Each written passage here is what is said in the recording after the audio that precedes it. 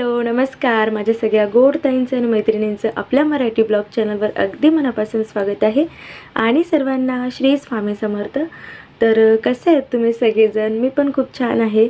आणि आज मी तुमच्यासोबत ना माझं दुपारपासून ते संध्याकाळी 10 वाजेपर्यंतचं रुटीन शेअर करणार आहे. तर आता दुपारचा टायमिंग आहे आणि आता वाजलेले आहेत दुपारचे 3.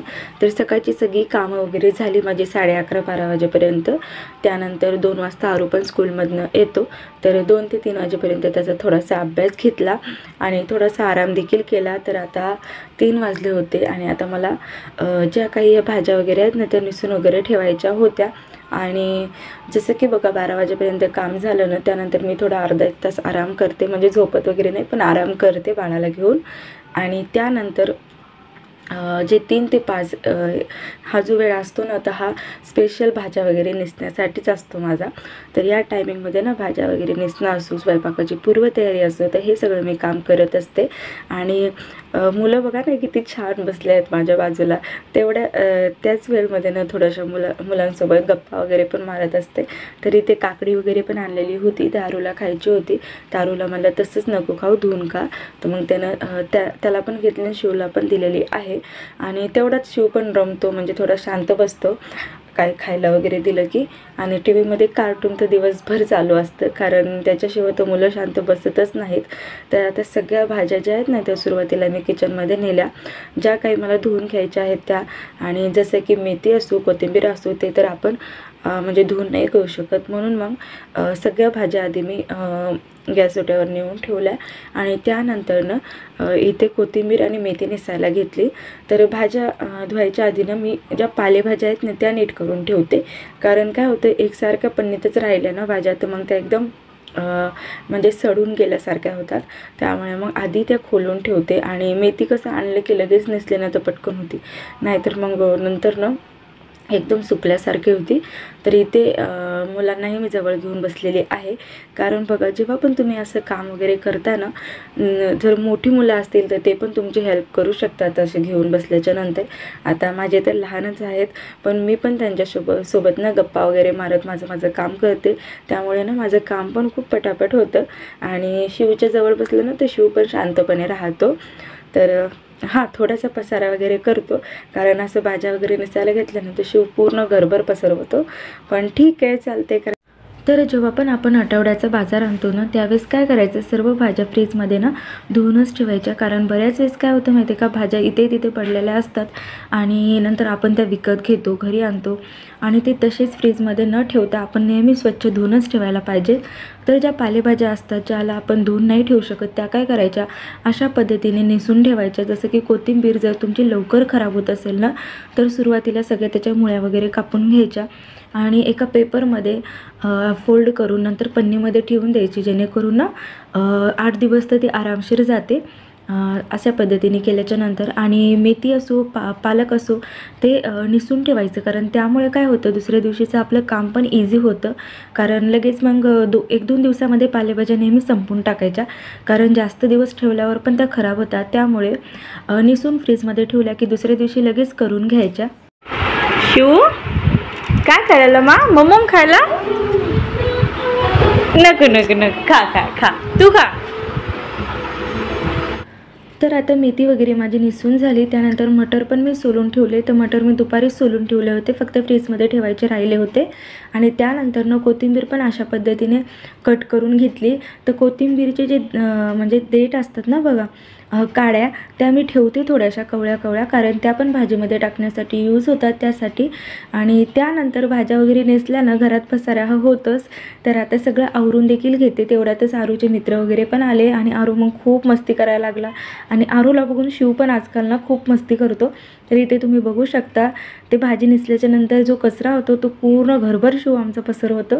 तर आता हे पटकन आधी मी भरून घेते. आणि आता टायमिंग सांगते तुम्हाला. तर आता 5 वाजले होते. 3 3 ते 5 हा जो टायमिंग आहे ना पूर्णपणे भाज्या वगैरे निसण्याचाच असतो माझा. या टायमिंगमध्ये ना मी स्वयंपाकाची पूर्वतयारी करत असते, जसं की लसूण वगैरे सोलून ठेवणं असो, डाळी निसणं असो, किंवा मग जेव्हा भाज्या वगैरे नसतात ना निसायला तेव्हा डाळी वगैरे सगळं साफ करून ठेवत असते. आणि 5 वाजले की बरोबर झाडझूड करायला लागते, कारण मग यापुढे जर मी उशीर केला ना 5:30-6 वाजता तर मग माझं समोरचं रुटीन खूप लेट होतं. त्यामुळे मग ह्या टायमिंगला मला सगळं आवरावंच लागतं. तर आता 5 वाजले होते, मग आता पटापट सगळ्या घरामध्ये झाडून वगैरे मारत होते. आणि शिव तुम्ही बघू शकता कशी मस्ती करतो, कधी सीड्यावर चढतो तर कधी झाडू घेऊनच घरात फिरत असतो. असं लहान आहे, मस्ती तर करणारच, मुलं मस्ती नाही करणार तर कोण करणार ना. आणि खरं सांगू का, शिव घरात असला ना तर आम्हाला पण खूप करमतो. जरासा जरी तो त्याच्या पप्पासोबत सुट्टीच्या दिवशी बाहेर जरी गेला ना फिरायला तर अजिबात घरात बसावं असं वाटत नाही, कारण घराला शोभा जी असते ना ती मुलांमुळेच असते बघा. मुलं घरात असले ना तर घर एकदम गोकुळासारखं वाटतं, म्हणजे छान वाटते किलबिलाट घरात असल्याच्यानंतर.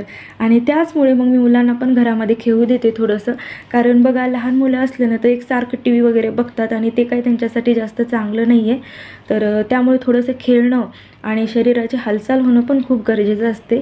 त्यामुळे मग आरूच्या फ्रेंड्सला मी घरामध्ये खेळू देते, आधी घर आवरते आणि त्यानंतर मग 1-2 तास खेळतात मुलं, म्हणजे 2 ते 3 तास ठरलेलेच असतात मुलांचे बघा खेळण्यासाठी. तर तेवढ्या वेळ मी खेळू देत असते, कारण थोडंसं ना मग टी व्हीपासून त्यांचं लक्ष दूर होतं आणि खेळण्यात ते रमतात. त्यामुळे आताच मी ना मटर सोलून ठेवले, मेथी आणि कोथिंबीर दोन्हीही निसून ठेवलेली आहेत. तर दुपारचा वेळ तर निघून गेला आहे. आता बघू शकता तुम्ही 5:30 वाजलेत आणि आता ना सायंकाळच्या कामाला सुरुवात होते. तर घरातली झाडझूड वगैरे सगळं झाले आणि आता मी चहा बनवते. चला आता स्वयंपाक पण करायचा आहे आणि तसेच आधी चहा बनवते. तर चहा वगैरे पेल्याच्या नंतर मग स्वयंपाकाला लागते. चला आता मुलं सगळे इथं बसलेले आहेत, हे बघा आयुषचे सगळे फ्रेंड्स आलेत आणि आरू मस्त त्यांच्या मित्रांसोबत खेळतोय. आणि शिव पण ना आरूचे मित्र आले ना तर शिव पण शांतपणे खेळतो. तर हे बघा पिल्लू लगेच नखरे चालू असते. शिवांश काय करायला तू? तर आरू नाही इथे त्याच्या मित्रांबरोबर खेळत आहे. शिव पण, आणि शिव बघा कसं सोफ्यावर चढलाय, त्याला खाली उतरवते. बाबू स्विच बोर्डला हात नाही लावायचा. आणि हे बघा आमच्या पिल्लाने कशी भिंतीवर ड्रॉइंग केलेली आहे, है ना पिल्लू? हे कोणी केलं? हे कोणी केलं? कोणी केलं? हे कोणी केलं? तू केलं ना? आणि सगळ्या घरानं ना पिल्लूनं अशा पेन्सिलनं रेषा ओढून ठेवल्यात. आता दिवाळीलाच कलर मारून घेतला होता. स्विच बोर्डला जायचं नाही आणि सोफानं दररोज असा लांब करून ठेवा लागतो, नाही तर मग शिव काय करतो सारखं स्विच बोर्ड आहे ना त्याचे बटन चालू बंद करतो. तर भीती वाटते बरं हात वगैरे घालायची. त्यामुळे शिवा बसा दादापाशी पिल्लू. तर आता शिव मस्तपैकी आरूच्या मित्रांसोबत खेळत होता, तोपर्यंत मी सगळी माझी किचनमधली कामं आवरणार आहे. तर सुरुवातीला ज्या भाज्या नेसलेल्या आहेत ना त्या आधी फ्रीजमध्ये ठेवून देते, कारण मग त्या ताज्या राहतात लगेच ठेवल्या की, नाही तर मग कसं एकदम सुकल्यागत होतात बघा. त्यामुळे तर जे फॉईल पेपर आहे ना त्याचमध्ये मी भाज्या ठेवत आहे. आणि कोथिंबीर जरी तुम्ही अशा पद्धतीने फॉईल पेपरमध्ये फोल्ड करून किंवा मग एखादा न्यूजपेपरमध्ये जरी फोल्ड करून ठेवलं तरी पण 8 दिवस आरामशीर चांगली राहते. फक्त पन्नीमध्ये ठेवून द्यायचं, कारण त्यामुळे ना त्याला जास्त ओलसरपणा होत नाही. तर मटर वगैरे सोलून ठेवलेले ते पण मी फ्रीजमध्ये ठेवून देते लगे हात. आणि तुम्ही न म्हणतील फ्रीजमध्ये पण हिने म्हणजे ते फॉईल पेपर ठेवला आहे. तर त्याचं कारण असं आहे की फ्रीजमध्ये ज्या शीट्स येतात ना ठेवायच्या तर त्या काही माझ्याकडे नव्हत्या आणि न्यूजपेपर आमच्या घरी कुणी वाचतच नाही, तर त्यामुळे ते पण नव्हतं. तर म्हणून मग हे फॉईल पेपर वगैरे अवेलेबल असतो घरात, तर मी तेच टाकून ठेवलेलं आहे. कारण बऱ्याच वेळेस माझे असो किंवा मग मुलांचे असो हातं वगैरे तिथे त्या फ्रीजचं जे काच असतो ना ठेवायचा तो त्याला लागतो आणि ते तेलकट वगैरे हात लागले ना तर मग तो काच खूप घाण होतो आणि लवकर खराब होतो.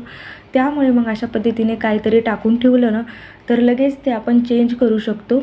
आणि फ्रीज पण आपल्याला सारखे स्वच्छ करण्याची गरज पडत नाही, म्हणजे 15 दिवसातून एकदा जरी आपण फ्रीज क्लीन केलं तरी पण होऊन जातं. तर अशा पद्धतीने काम पण सोपं होतं ना आपलं, कारण जास्त डाग वगैरे त्या काचाला लागत नाही. त्यामुळे तर बघूयात फ्रीजमध्ये ठेवण्यासाठी ज्या शीट्स येतात ना त्या मी ऑनलाईन मागवेल, पण बघूयात आता कधी मागवणं होतं. तर जे काय आहे जसं आहे तसंच मी दाखवत असते, तर बघूयात मागवून घेऊयात लवकरच. त्यानंतर ह्या सगळ्या भाज्या आता मला फ्रीजमध्ये ठेवायच्या आहेत आणि त्यासाठी ना स्वच्छ सुरुवातीला मी धुवून घेत आहे. कारण जेव्हापासून बघा कोरोना वगैरे आलता ना तेव्हापासून मला अशी भाज्या धुवून ठेवायची सवय लागली, तर ती अजून देखील आहेच.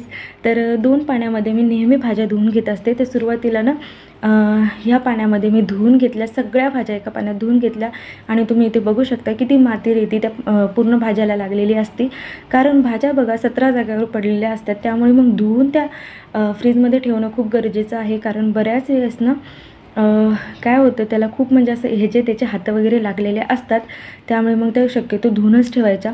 तर आता दुसऱ्या पाण्यामध्ये मी सगळ्या भाज्या धुवून ठेवत आहे आणि जेव्हा आपण अशा धुवून व्यवस्थित सुकवून ठेवतो ना बघा, त्यावेळेस भाज्या पण जास्त दिवस टिकतात. कारण तशा पन्नीमध्ये आपण ठेवल्या ना तर मग त्या कशा एकदम अशा नासल्यासारख्या होतात. त्यामुळे आणि जी फ्लावरची भाजी आहे ना तर त्याचं सगळं जे पानं वगैरे आहेत ना ते कट करून ठेवून द्यायचे नंतर. कारण फ्लावर तो धुवून नाही ठेवू शकत, नाही तर त्या पण म्हणजे फ्लावर जर धुवून ठेवली तर ते खराब होते. त्यामुळे फ्लावर तशीच ठेवायची, फक्त कट करून ठेवायची. जे पानं वगैरे असतात ना त्याचे ते सगळे कट करून ठेवायचे आणि एखाद्या वेगळ्या टोपल्यामध्ये ठेवायच्या की सगळ्या धुतलेल्या भाज्या एकत्र त्या करायच्या नाही, धुतलेल्या साईडला ठेवायच्या आणि फ्लावर वेगळी ठेवून द्यायची. आणि नंतर जेव्हा कधी तुम्हाला भाजी वगैरे बनवायची आहे त्यावेळेस कट करायची आणि परत स्वच्छ धुवून घ्यायची 2 पाण्यामध्ये. तर चला आता सगळ्या भाज्या वगैरे धुवून झाल्या होत्या. त्यानंतर आरू बाहेर खेळायला गेलेला आहे आणि आता मी सगळ्या भाज्या ज्या आहेत ना ह्या इथे एखाद्या पिसावर किंवा मग एखादा कॉटनचा कपडा असेल त्यावर तुम्ही टाकून सुकवू शकता. तर माझ्याकडे कॉटनचा कपडा वगैरे नाही आहे, तर मी याच पीसवरनं सारखं म्हणजे सुकायला जेव्हा पण टाकते तर ह्याच्यावरच टाकते. तर आणि खाली टाकत नाही, कारण खाली जर मी अशा भाज्या धुवून ठेवल्या ना तर बाबू सगळ्या घरभर भाज्या करेल. त्यामुळे मग मी वरती टेबलवरच भाज्या अशा पद्धतीने सुकायला ठेवत असते. शक्यतो फॅनच्या हवेखालीच ठेवून द्यायच्या सुकायला, उन्हामध्ये वगैरे ठेवायची काही गरज नाही. कारण अशा पद्धतीने ठेवलं तरी होऊन जातं.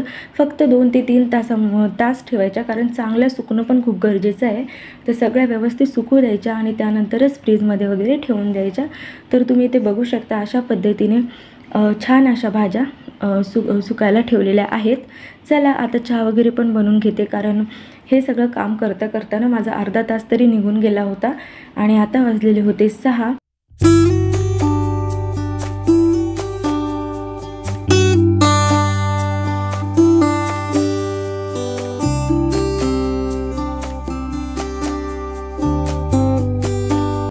तर आता ना पिल्लूला खूप भूक लागली होती, म्हणून मग मी बाळाला जेवू घातलं, त्यानंतर झोपी घातलं आणि पिल्लू ना लगेच झोपीतून उठत होता. तर त्यामुळे मग थोडंसं त्याला घरामध्येच मी चक्रा मारून झोपी घालण्याचा प्रयत्न करत होते. हे बघा मी आत्ता शिवला झोपी घातलं होतं आणि फक्त 5 मिनटं झोपला शिव, लगेच उठून बसलाय.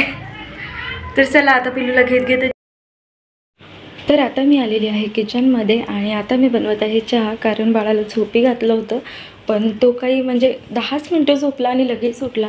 त्यामुळे मग मी म्हणलं आता झोपी घालण्यात काही अर्थ नाही आहे, तर बाळाला घेऊनच स्वयंपाक वगैरे करावा लागणार आहे. तर त्यामुळे ना सुरुवातीला आधी मी चाय बनवते, कारण सायंकाळी जोपर्यंत मी चहा पित नाही ना तोपर्यंत एकदम फ्रेश फील होत नाही मला. तर चला आता पटकन चहा वगैरे बनवत होते आणि शिव पण आता इथे काउंटर टॉपवरच शिवला मी साईडला बसवलं आणि साईड बाय साईड चहा पण बनवून घेतला.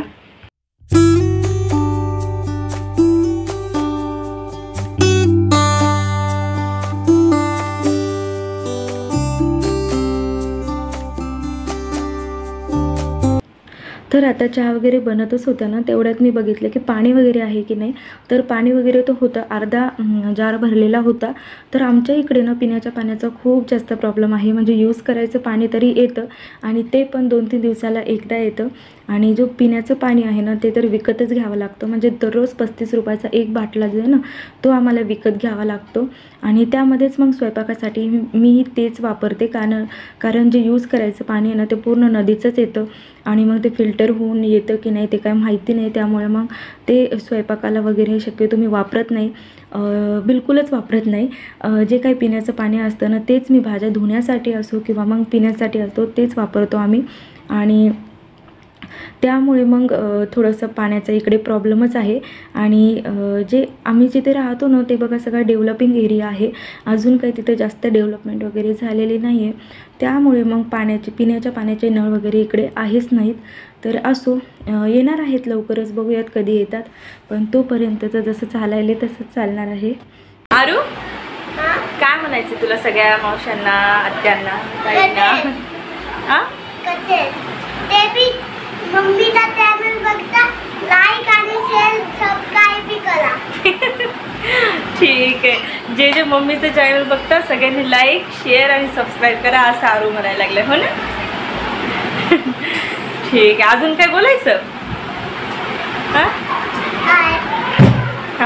एवढंच बोलता येतं त्याला, फक्त हाय आणि कसे आहेत सगळेजण. तर चला आता आरू अभ्यास वगैरे करेल. अभ्यास कधी करणार आहे तू?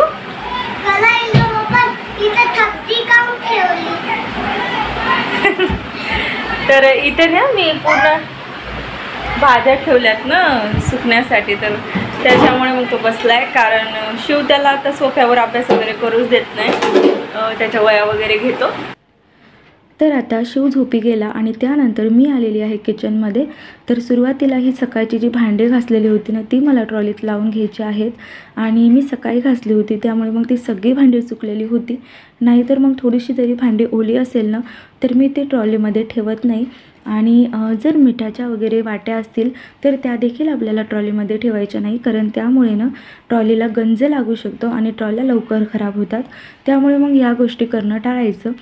तर आता सुरुवातीला मी ना वरण भात लावून घेत आहे, डाळ भात. कारण ना माझ्या घरी मुलांना सवय आहे की संध्याकाळी ना जास्त करून मुलं वरण भातच खातात. कारण सकाळी आणि दुपारी चपाती खाल्ल्यामुळे मग संध्याकाळी पण कंटाळा येतो त्यांना, हलकं फुलकं पाहिजे असतं त्यामुळे. तर आता इथे ना आधी मी कुकर लावून घेते आणि त्यानंतर मग भाजी वगैरे बनवायला लागते. कारण त्यामुळे ना मग आपलं काम पण खूप सोपं होतं. म्हणजे साईड बाय साईड कुकर होतं आणि साईडला आपण भाजी पण बनवू शकतो. तर सुरुवातीला ना तांदूळ आणि डाळ मी दोन्हीही स्वच्छ पाण्याने धुवून घेत आहे. तर डाळ ना मी थोडीशी आज कमी घातले, कारण वरण फक्त मी आणि आरूच खाणार आहोत. आरूच्या पप्पासाठी मी आज बनवणार आहे अंडा मसाला, म्हणजे अंडा करी, अंडा मसाला तुम्ही म्हणू शकता. तर त्यामुळे मग फक्त दोघांपुरतीच डाळ घातलेली आहे. त्यानंतर डाळीमध्ये थोडंसं हळद टाकले आणि तांदळामध्ये ना थोडंसं मीठ वगैरे टाकलं. तर जे माझा मसाल्याचा डब्बा आहे ना त्यामध्ये मी मीठ वगैरे यासाठी ठेवते, कारण तो प्लास्टिकचा आहे आणि स्टीलचा नाही आहे. कारण स्टीलच्या ह्याच्यामध्ये तुम्ही जर मीठ वगैरे ठेवलं तर तो लगेच गंजतो.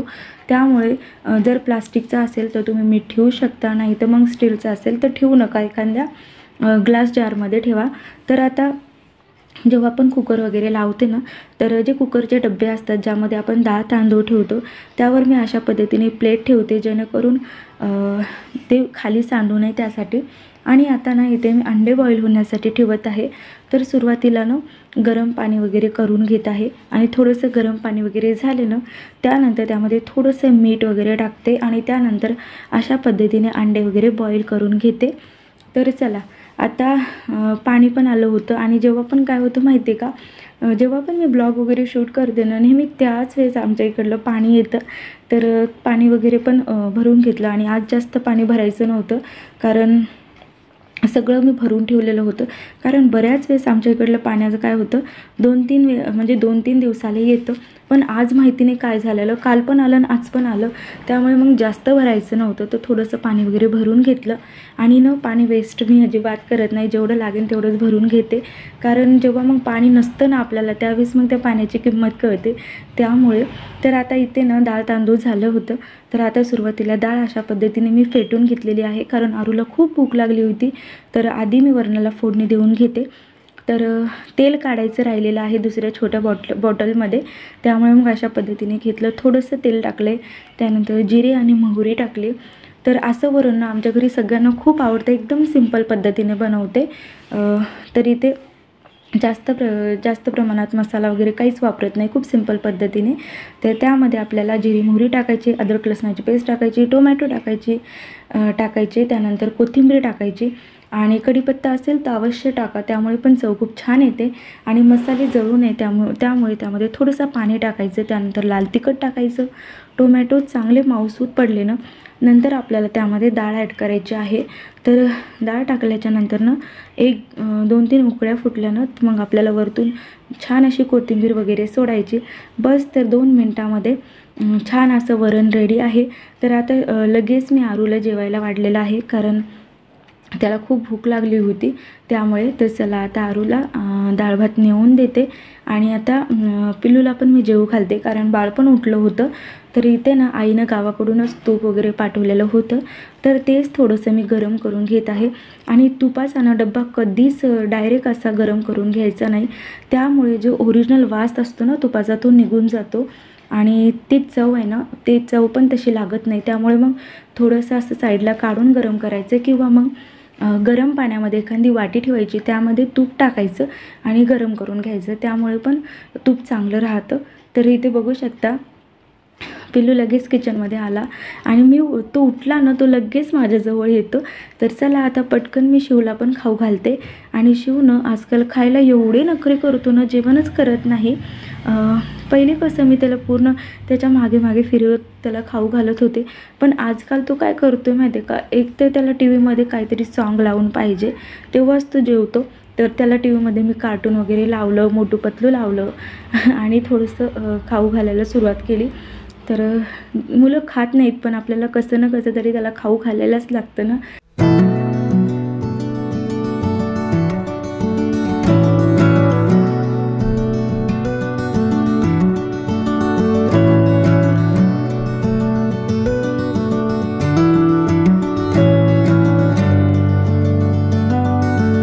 तर आता मी बनवत आहे अंडा करी. तर त्यासाठी सुरुवातीला मीडियम साईजचे 2 कांदे घेतले. अशा पद्धतीने मोठ्या आकाराचे थोडेसे कट करून घेतले आणि स्वच्छ पाण्याने धुवून घ्यायचं आहे, कारण जे कांदे असतात ना बघा, तर बऱ्याच वेळेस जे कांद्याला काळं वगैरे होतं ना वरतून, तर ते त्याला फंगस लागलेला असतो, त्यामुळे मग ते धुवून घेणं खूप गरजेचं आहे. तर त्याची मी साल काढल्याच्या नंतरनं धुवून घेत असते. आणि त्याच्यानंतरनं 7 ते 8 लसणाच्या पाकळ्या घ्यायच्या आहेत, त्या देखील धुवून घ्यायच्या. 2 मिरच्या घेतल्यात, कोथिंबीर घेतली आणि आता आपल्याला वाटण बनवून घ्यायचं आहे. तर तुम्ही ते बघू शकता, मस्तपैकी हिरवं वाटण तयार आहे.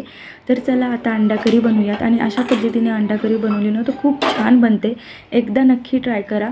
तर सुरुवातीला ना कढईमध्ये थोडंसं तेल टाकलं, नंतर त्यामध्ये आपल्याला 2 तेजपान टाकायचे, 2 दालचिनी टाकायची, त्यानंतर थोडेसे जिरे टाकायचे आहेत. नंतर जे काही मसाला आपण बनवून घेतला होता ते सर्व मसाला यामध्ये टाकायचा आणि 5 ते 7 मिनिट छानपैकी शिजू द्यायचा.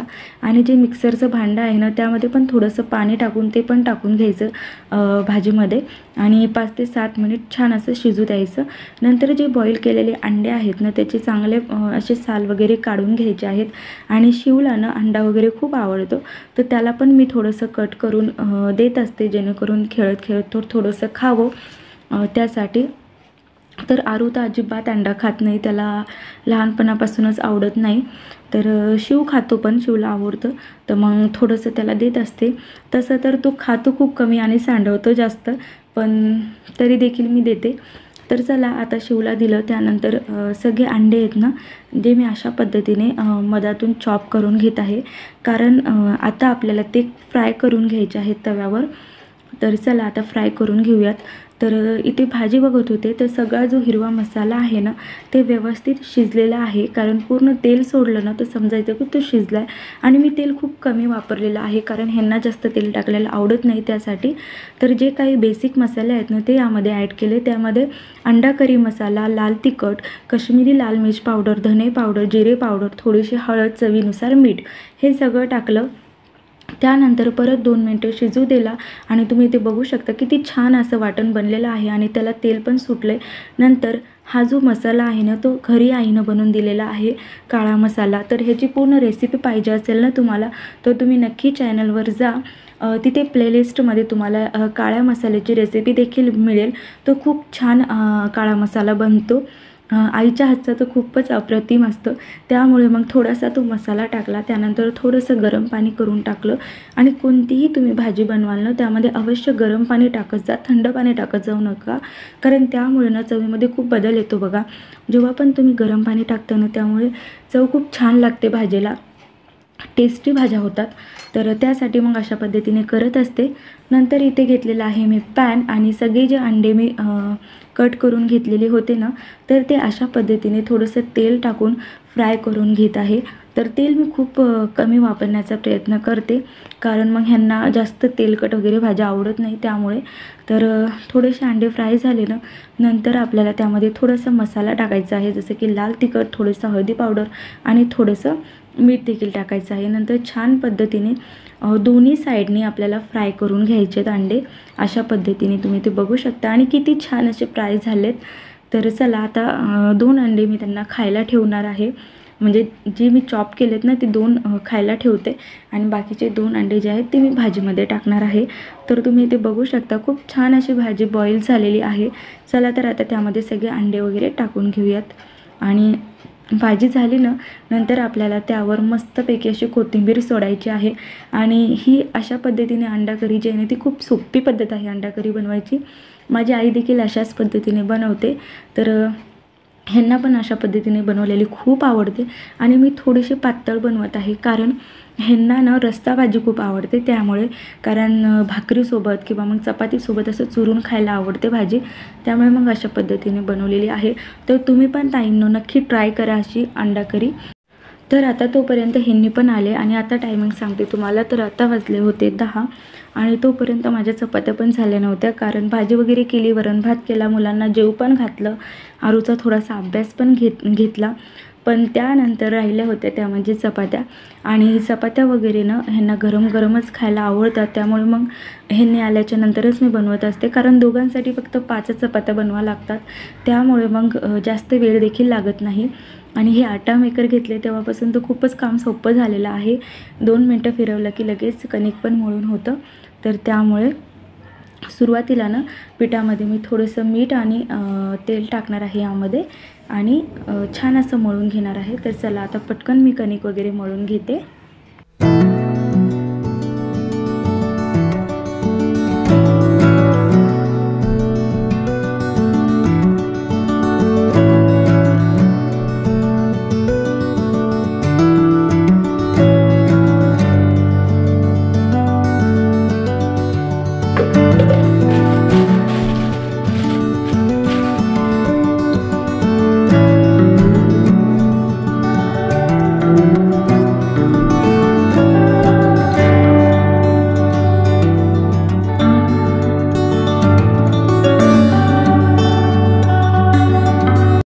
तर आता कणिक वगैरे माझं मळून झालं आणि त्यानंतर ना लगेच मी चपात्या वगैरे बनवायला घेतलेल्या आहेत. आणि आता शिवला त्याच्या पप्पाने घेतलेला आहे, तर तोपर्यंत आता पटापट मी सगळ्या चपात्या वगैरे बनवून घेते. तर मी अशा पद्धतीने चपात्या बनवते, कारण अशा बनवल्या ना तर चपात्या खूप छान अशा फुगतात. त्यामुळे तर खूप सोपी पद्धत आहे. ताईंनो जर चपात्या तुमच्या फुगत नसतील ना, तर तुम्ही अशा पद्धतीने बनवू शकता.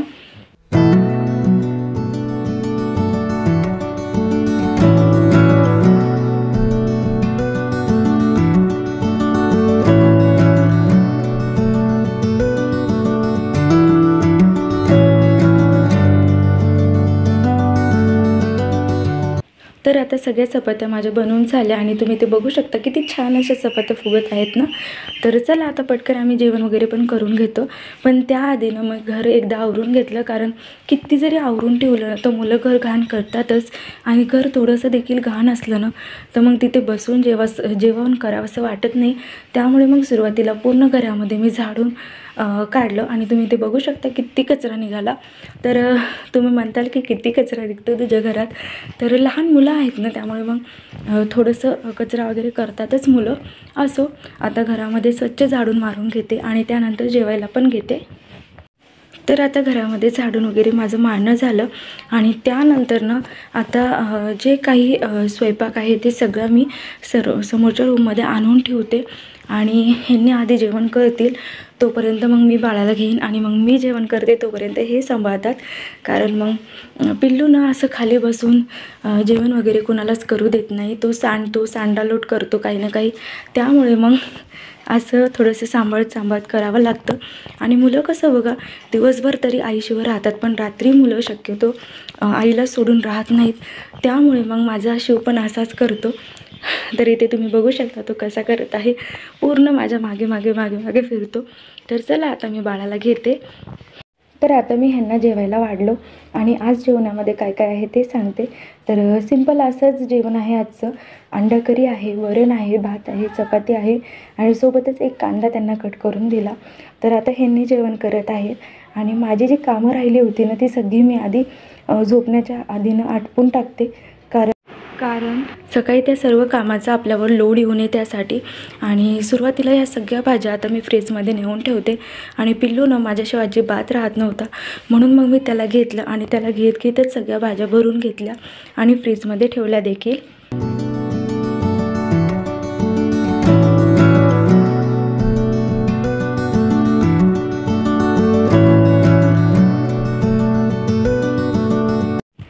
तर अशा पद्धतीने आठवड्याच्या भाज्या तुम्ही साठवून ठेवू शकता. अशा पद्धतीने ठेवल्यानं तर तुमच्या भाज्या देखील खराब होणार नाहीत. आणि ते बघू शकता आता पिल्लू खूपच रडत होतं. तर आता मी बाळाला घेते. तर आता मी पिल्लूला घेतलेला आहे आणि पिल्लूला आता झोपी घालते. नंतर मी जेवण वगैरे करणार आहे आणि तसेच किचनचे भांडे जे आहेत ना ते सगळे घासणार आहे. तर व्हिडिओ खूप मोठा होतो ताईनो, त्यामुळे सगळं दाखवणं शक्य होत नाही. तर तुम्हाला कसा ब्लॉग वाटला मला नक्की कॉमेंट करून सांगा. तर आता इथेच व्हिडिओचा एंड करते. तुम्हाला आजचा ब्लॉग कसा वाटला मला नक्की कॉमेंट करून सांगा. व्हिडिओ आवडला असेल तर लाईक करा, शेअर करा आणि चॅनलला नक्की सबस्क्राईब करा. तसेच सगळ्यांनी काळजी घ्या. भेटते तुम्हाला एका नवीन ब्लॉगमध्ये. Thanks for watching. बाय.